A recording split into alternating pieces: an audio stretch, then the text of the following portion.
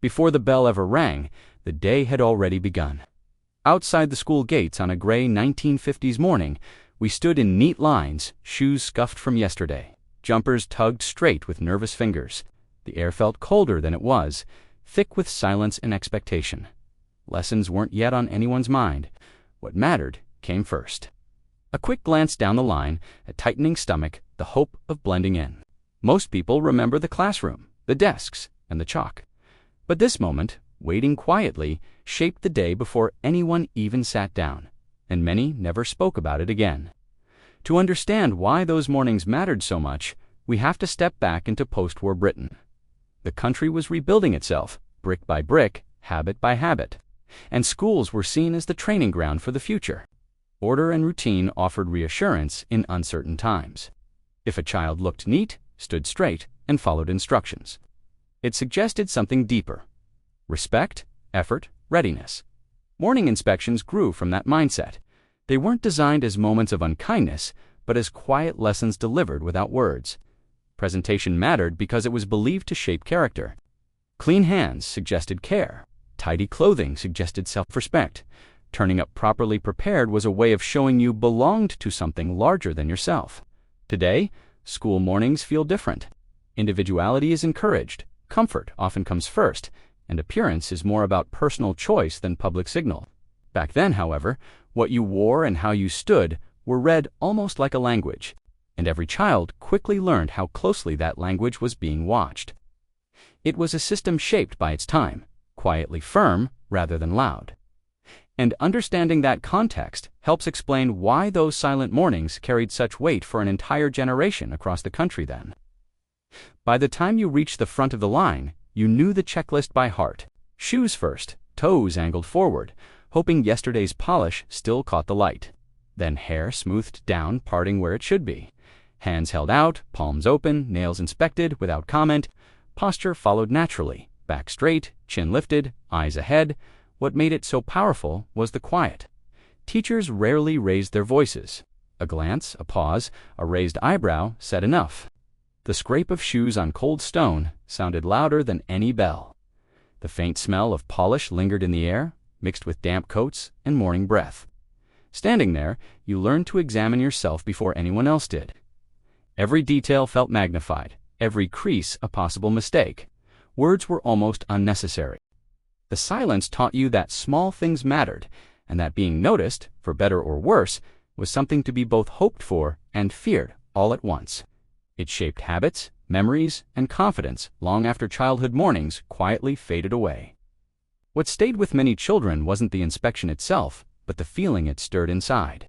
Standing shoulder to shoulder, you learned to glance sideways without turning your head, measuring yourself against the boy beside you or the girl just ahead. Was your jumper straighter, your shoes brighter, your hand steadier? The smallest difference could feel enormous. There was a quiet fear of standing out, paired with an equally strong fear of being noticed. Praise embarrassed as much as correction. Unsettled. Hearts thumped, faces warmed, yet no one spoke about it. You swallowed the feeling and stepped forward, carrying it into the classroom like an invisible bag. This never appeared in exercise books or end-of-term notes. No record was kept of the lessons learned there. Yet decades later, many still remember that flutter in the stomach, that careful self-check before leaving the house. It shaped how people judged themselves long after the line dissolved, and childhood mornings slipped silently into memory. This quiet legacy explains why the memory still feels close. Long after school days ended, those mornings quietly traveled with people into adult life. The habit of checking shoes before leaving, smoothing hair, arriving prepared, all felt natural, almost automatic.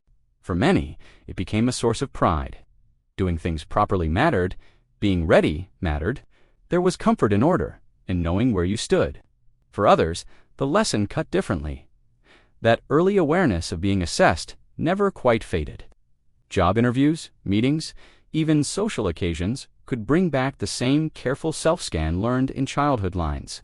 It wasn't always negative, but it lingered. Today, flexibility is valued more openly. Individual pace often outweighs strict routine. We encourage confidence over conformity, expression over uniformity. Yet some still wonder what was gained and what was lost when those firm structures softened. The discipline shaped a generation, for better and for worse, and its influence quietly followed them far beyond the school gate, long after lessons ended and childhood finally gave way. With time, those memories soften. What once felt sharp now looks quieter, more complicated. As children, we only knew the flutter in the stomach, the wish to pass unnoticed. We didn't see the wider picture, the adults shaped by hardship, responsibility, and a belief that preparation mattered. You didn't know it then, but you were learning how the world worked. Looking back, it's possible to feel empathy in both directions. For the child doing their best with small hands and borrowed jumpers, and for the teacher carrying expectations passed down through generations, trying to build resilience in a changing country. Nostalgia doesn't mean pretending it was perfect. It means recognizing why it existed and how it shaped us. Those mornings were part of a bigger story about belonging, effort, and survival. Remembering them now, we can hold the unease and the lessons together. Without anger, just understanding. Time creates distance. School mornings today sound very different. Laughter spills across playgrounds, uniforms bend to comfort, and lines are looser, if they exist at all. It's warmer, freer, kinder in many ways. Yet when we picture those old gates, quiet and orderly, we might pause. Did those inspections take something away, or give something we barely notice now?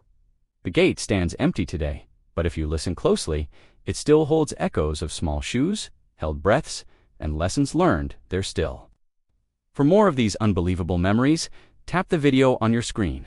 The 1970s stories are something else. Don't forget to subscribe.